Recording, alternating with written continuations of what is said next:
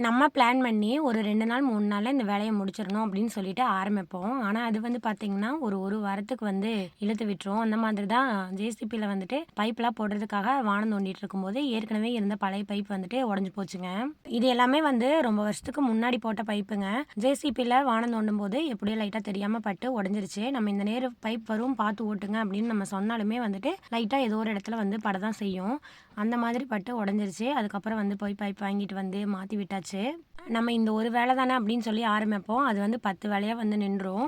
பைப்பெல்லாம் ஒட்டி முடிச்சாச்சுங்க. பழைய பைப்லாம் எடுத்துட்டு வந்து பிளாஸ்டிக் ஜாமானுக்குள்ள போட்டாச்சு. பிளாஸ்டிக் வந்து வாங்குறக்கு வரும்போது போட்டுறலாம் அப்படின்னு சொல்லிட்டு, அதுக்கப்புறம் வந்து ஒரு டீ குடிச்சிட்டு, கோழிக்கெல்லாம் வந்து தீவனம், தண்ணியெல்லாம் வந்து ஊத்தி வச்சுட்டுருந்தேன்.